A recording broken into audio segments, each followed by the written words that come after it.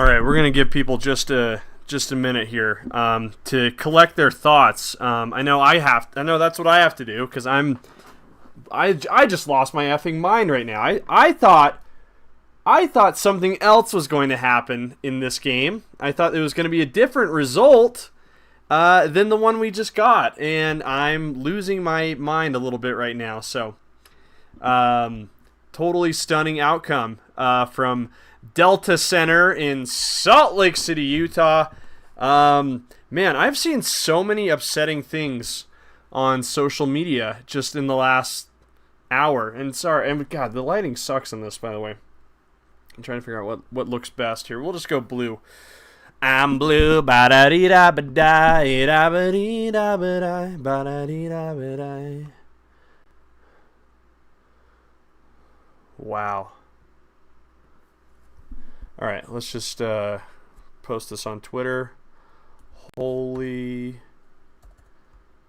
I'm stunned and I need emotional support. Come. I don't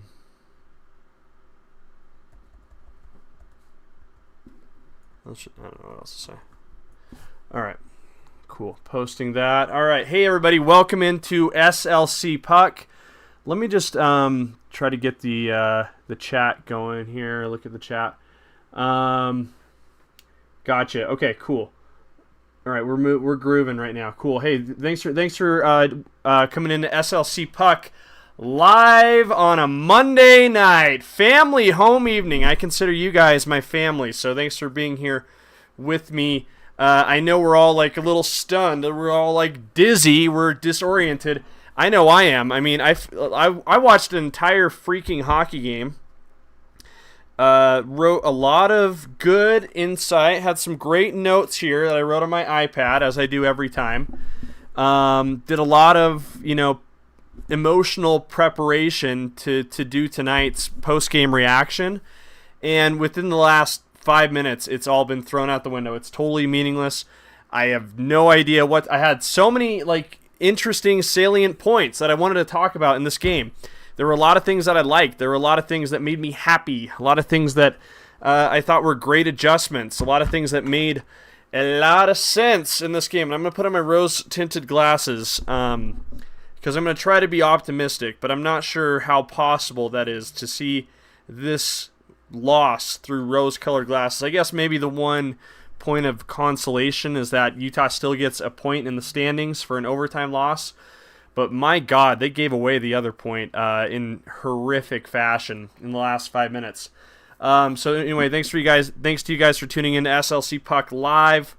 Puck Drop boys are here. Good to see him. That was, if it was a joke, it wasn't a very funny one. I'll say that. Owen Wilson, holy shit. Night's ruined. I was just watching Wedding Crashers the other day. I thought you were awesome in Wedding Crashers, Owen Wilson, and I really liked your performances. Lightning McQueen in Cars. So really cool that you're here with us, Owen Wilson. Let's go Sharks. Thank you for our first win and an embarrassing start to our season. Okay, sure thing. Jordan Rice. So just curious, with your hockey background, how pissed is Coach? I would think pretty pissed, but a couple of things happened that I think were kind of outside of the Utah Hockey Club's control in the end there. And Dominic Moore, who does the color commentary for Utah Hockey Club, made a good observation about I believe it was the tying goal. I thought was kind of interesting. And just to tell you what he said, obviously all three of those game tying goals came off of defensive zone faceoffs. I believe I can't remember who it was that lost the first. I just tried to write them down because I went through the score sheet. Looks like.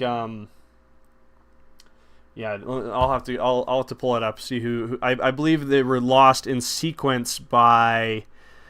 Let me just see here. Sorry, everybody. Sorry, I'm so stunned. I don't even have anything prepared to really talk about here. So let's just see here. Okay, so in sequence, to give all those goals were given up. on defensive zone faceoffs. Barrett Hayton lost the first one. They're crediting him with the win on that one, but obviously that didn't happen. The Sharks got control really quick on that, so I'm going to give him the loss on that faceoff.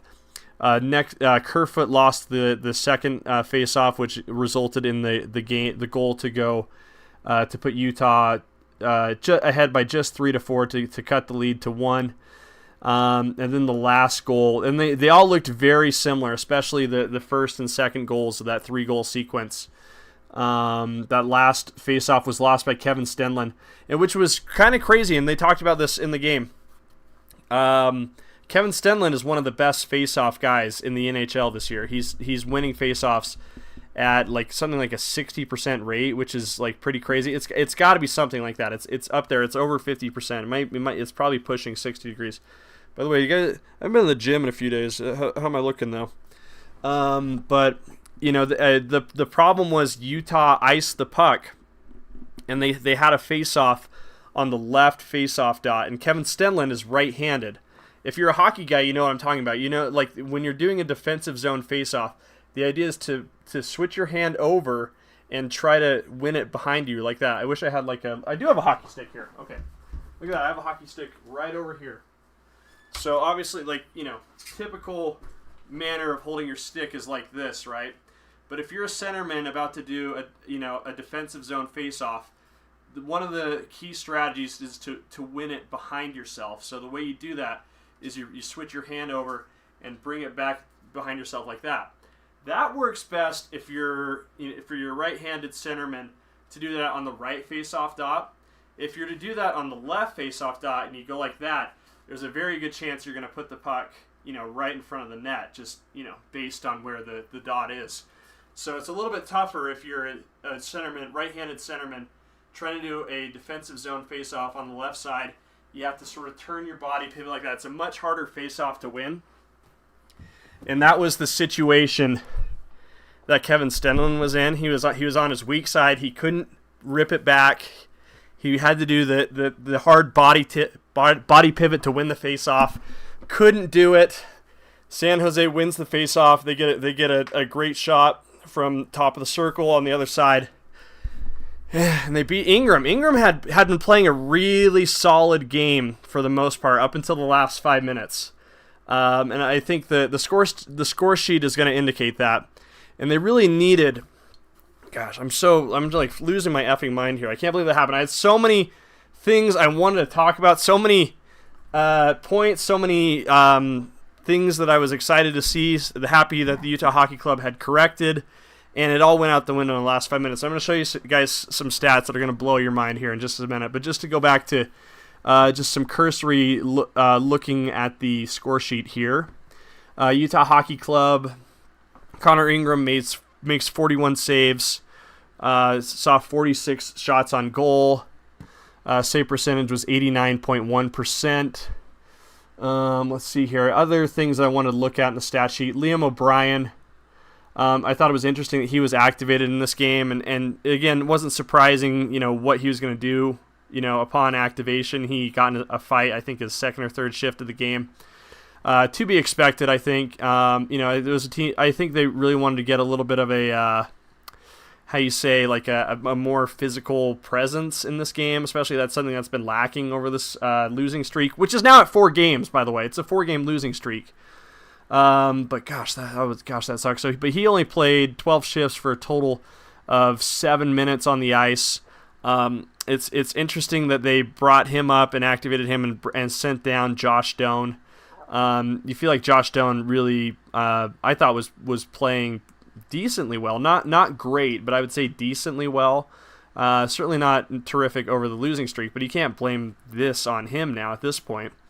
So interesting to see Josh Doan sent down. I feel like this is a game he could have made a big difference in. It would have been great to give him some ice time against the San Jose Sharks team that had lost its first 9 games, 7 of which were in regulation, 2 in overtime. They get their first win in their 10th game of the season over the Utah Hockey Club.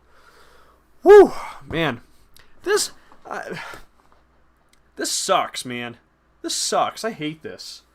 Drives me bonkers. Let me just show you some things that were a little bit nutso here. I'm just going to jump to my second screen. By the way, how's the stream looking right now, by the way, guys? Are we looking crisper? Are we looking cleaner? Let me know. I made the investment in a new computer, so I'm hoping that makes a difference here in the post-game recaps. But I you know what? As I was watching the game, I had the game on my second screen here in my little workspace here in my office, which is also my living room in my little apartment. But you know, I found that you kind of following the game on one screen and having moneypuck.com up on another is a fun way to watch the game and get a good insight as to what's happening. And you know, Money Puck is obviously if you're new to it, you might not be, you might know exactly what the hell it is, but it's a great way to watch the game and understand what's happening from an analytical standpoint, which is not my forte. If you've listened to SLC Puck, the podcast, you know that like talking about stats and analytics is not like my strength at all. But I do like learning more about it, and I think that it tells a really great story here. So you watch the progression. This is the chance of Utah Hockey Club winning the game here on this axis, and this is the time going by. So you can see the chances of Utah Hockey Club winning the game start at 70%, and they go down, they dip here for a moment, and then as they're scoring goals, in each of these logos, I'll indicate the time of the goal. That continues to rise, and like it's great. Like right before San Jose scored their second goal, which was at the, what time does it say? Doesn't say the time, but again, that was about the this is all but with about a little over 5 minutes to go in the game. The Utah's chance of winning was about 98.69%. And then they score once. Okay, this is a good way to say it here. And this is the shot chart. We'll go back and look at this in a second. But you can see here, each goal, Utah's chances of winning steadily increased. That was the case for the first 55 minutes of this game. So Dylan Gunther scores his first goal. Nice little wrister, goes top shelf. That goal gives Utah a 76% chance of winning. Matias Michelli's first goal, which looked a lot like his second actually, gave Utah an 80.9% chance of winning. Fabian Zeverlin's, by the way, I thought his goal was really cool. It was the kind of goal you score in, like, if you're playing EA Sports NHL 25 and you're doing I talk about this all the time, you do like the my creator, my career, whatever mode, and eventually you get really good at the game, and you can just score goals the way Fabian Zetterlund did tonight. And that's what it looked like to me, his goal. I thought he showed a lot of speed and strength there on that goal. And then Michelli scores his second. Like I said, it looked a lot like the first. That goal gave Utah an 86% chance of winning at that point. That was with 10:38 in the second period. Sergachev scored Utah's fourth goal. Would be their last goal of the game. Just a quick little snapshot just inside the blue line right there. Low percentage shot. But finds a way in. That gave Utah a 95.2% chance of winning. So finally, San Jose finds the board. Another goal by Zetterlund. But still, it was late enough in the game that Money Puck's like, don't even worry about it, Utah fans. No sweat. What could happen at this point? What's going on? Don't worry about it, Utah fans. Yeah, they scored a goal. No big deal. You guys got a 98.7% chance of winning. Less than 30 seconds later, Granlund scores. He's been one of San Jose's best players this year.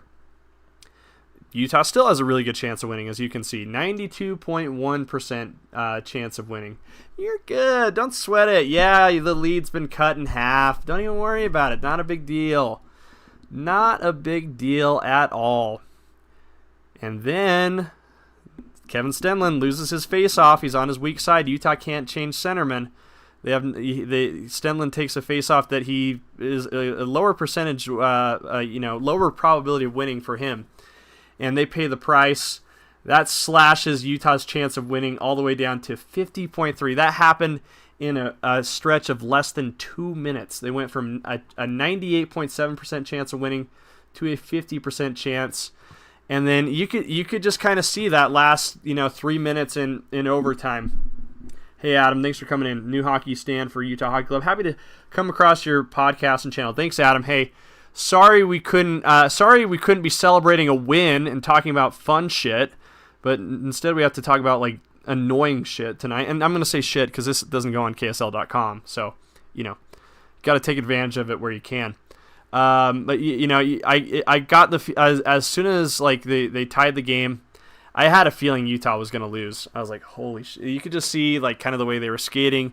They had totally lost their composure. Everything that had been going right for them in the first 2 periods, and let's say 1.5, because San Jose was doing decently well to start the first period. But everything that Utah had been doing well in the first and second period was like almost totally abandoned in the third period. They were outshot. I think it was 18 or 17-3 in the third period. And it was such a freaking bummer. It really was. Because I this part right here in the game, I was really, really enjoying what I was seeing from the Utah Hockey Club. It was something I talked about in the last episode of the podcast, where I'm like, okay, I think these guys, what's happening in this losing streak, and this was back in the days that we now miss, when the losing streak was just 3. I long for those days, the days when the losing streak was just 3, because now it's at 4. And it sucks. It's very annoying. But I was saying on Sunday's episode, which Sunday was just yesterday, isn't it? It's funny how things just happen so fast. But I was saying on Sunday's episode, I was like, okay, I think the Utah Hockey Club is overthinking this a little bit too much on offense. Like, what they really need to do is just get shots on net, get them low, or get them to a place where they can generate rebounds, all that kind of stuff. And that was kind of what was happening in the second and third period. That was certainly the case for both of Matias Michelli's goals. They were very identical goals. He scored off of rebounds from shots from Ian Cole. And I was like, okay, cool. I feel like the Utah Hockey Club is watching my podcast. And I feel like they're taking my advice to heart. They're just at a certain point, you've got to abandon the desire to work for like the sexy open net shot and just get pucks on net and just generate rebound opportunities. Here, let's just hop back into Money Puck. And I really like Money Puck here because I think a lot of these stats tell a great story. But if you look here, I mean, each of these shots, it's cool. They'll tell you like the percentage of a shot going in from this distance. I think the miles per hour also come in at it as well.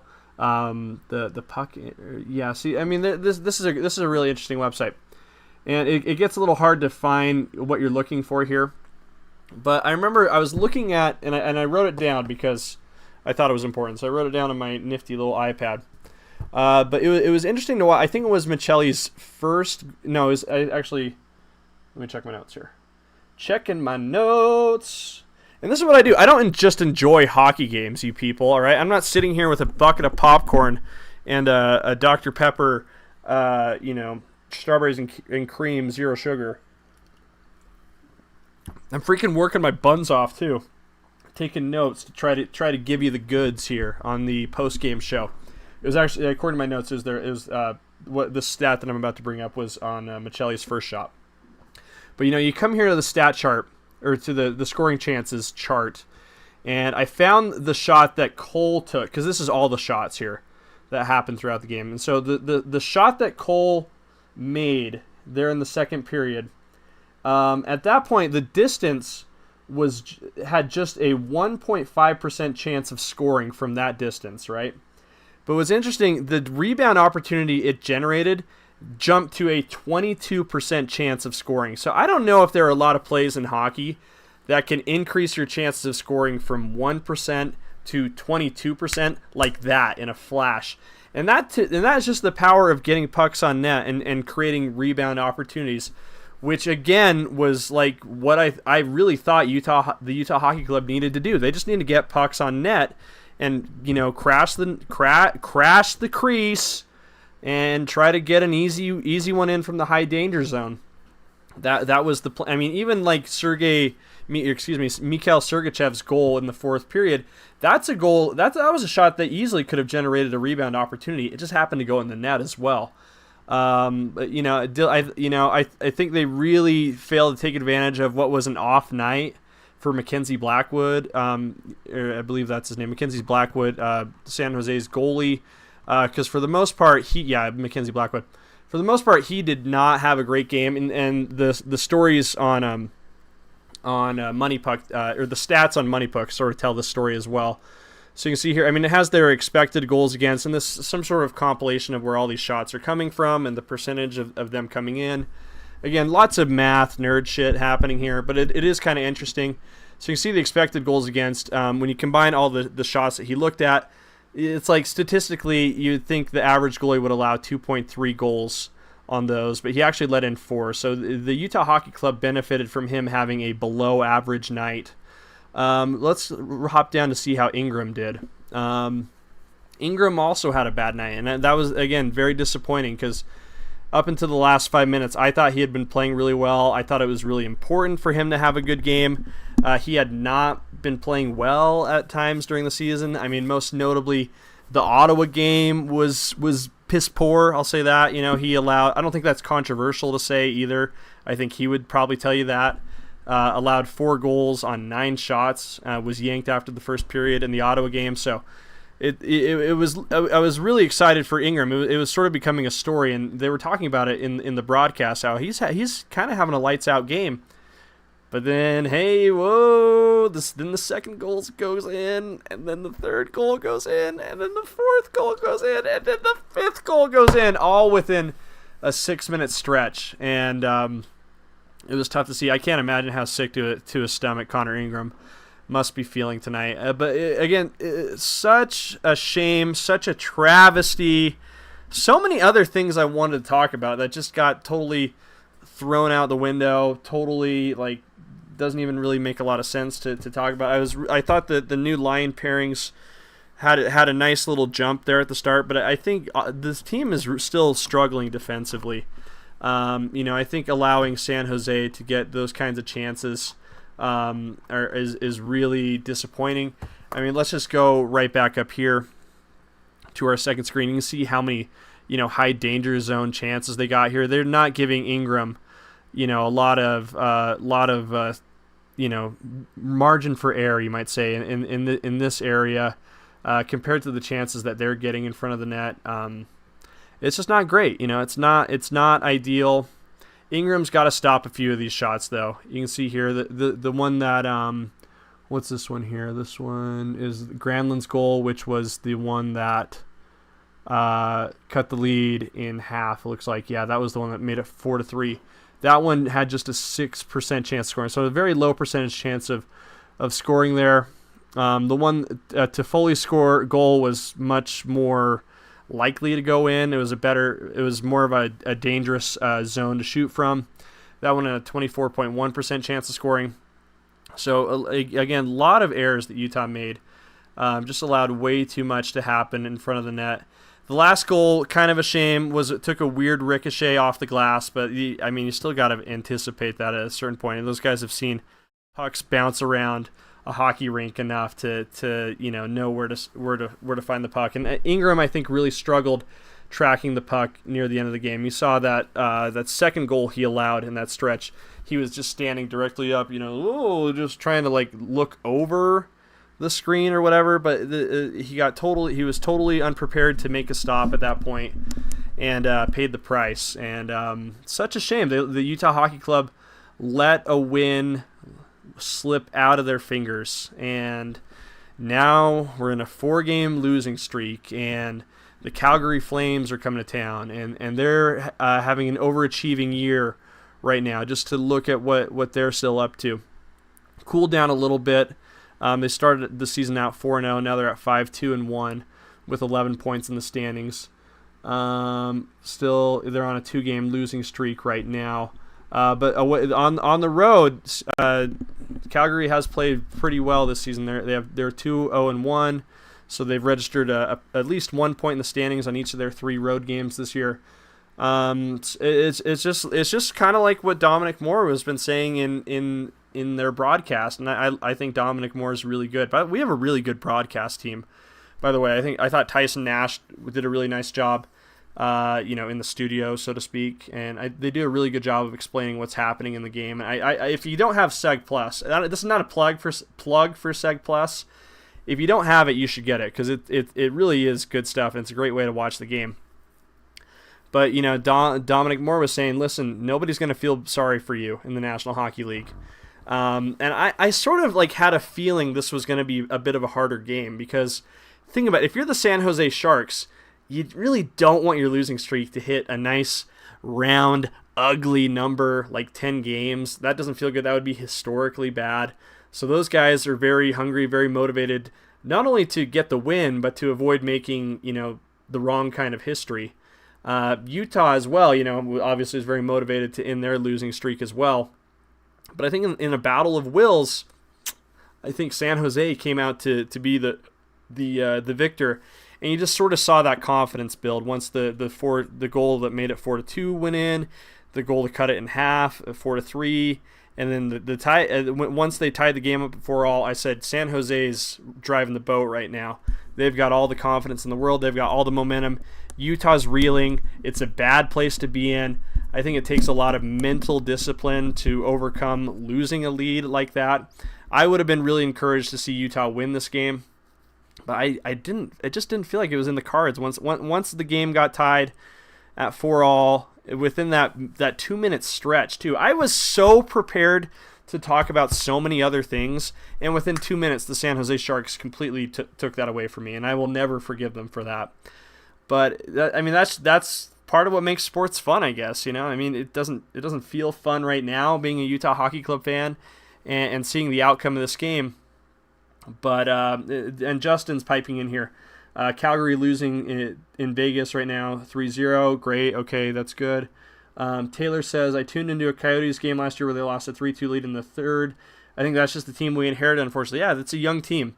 They did acquire some veteran leadership in the offseason. A couple of guys who have won Stanley Cup rings. Mikhail Sergachev, guy who's, expected to be the dude on defense, right? But still, it's still like a lot of the guys who have big roles on this team are still young and not exactly used to winning or finding ways to win.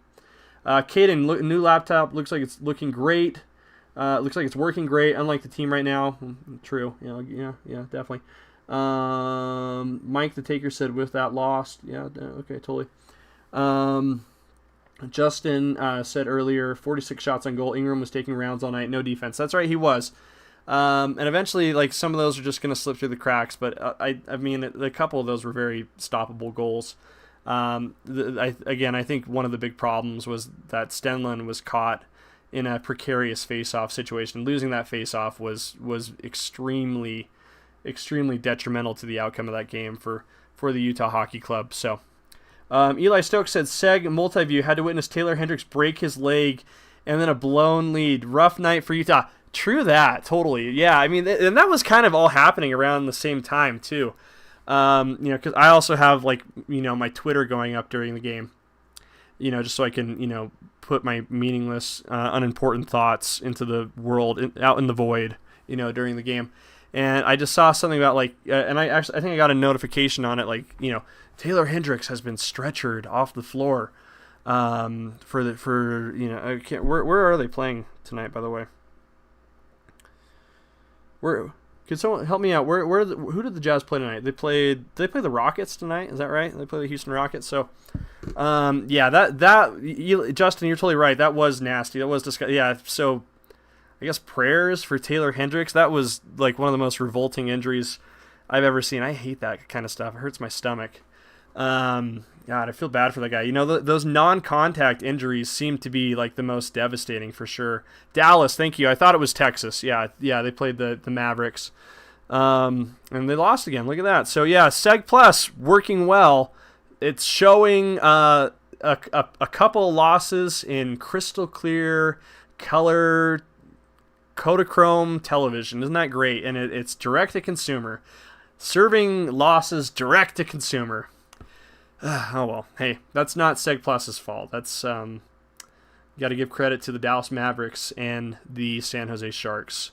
That's why you play the game. Just because you're on Seg Plus doesn't mean you're guaranteed to win. Yeah, I mean, but gosh, yeah, the Taylor Hendricks injury was pretty gross. So between that and the Utah Hockey Club's, you know, I don't know, self-destruction, I guess you could say, in the third period of tonight's game, it was a rough night for our big league sports here in the Beehive State. So big thanks to you guys for tuning in. It looks like the laptop's working great. Just did 30 minutes here. I don't think we lost a single frame at 30 frames per second. So that's a good sign. That's cool. So thanks to you guys for coming in, joining me, commiserating. Keep the faith. Utah Hockey Club taking on Calgary, the Calgary Flames. Sometimes I get tongue-tied on certain words. Calgary, and it looks like it should be Calgary, but don't say Calgary. It's Calgary. Calgary Flames. I am going to be at that game. I'm going to be at the Delta Center. So I know Wednesday's usually the night I do my midweek episode of the show, but since I'm going to be at the game, it's going to be tough for me to make it all the way to SLC Puck Studios and do the midweek show. So what I'm thinking I'm going to do is do like some sort of Halloween night spectacular, for the midweek episode of the show. So if you're waiting for the episode to drop on Wednesday, you're going to be waiting for quite a while. It's not going to drop until Thursday. I'll record it then. I'm guessing, you'll see it Thursday night or Friday morning on KSL.com. So stay tuned for that. Keep the faith, everybody. Hey, just grab yourself. And again, this is not a sponsor of the show. I wouldn't take any money from the Dr. Pepper Corporation. I love their products that much. Go out and get yourself a Dr. Pepper Zero Sugar Strawberries and Cream. It's going to make you feel a lot better about what you witnessed tonight, because that was tough. So thanks, guys, for tuning in. Please like, comment, subscribe. Merch at slcpuck.shop. Help me pay for this crazy expensive computer. And we'll talk to you soon. See you later.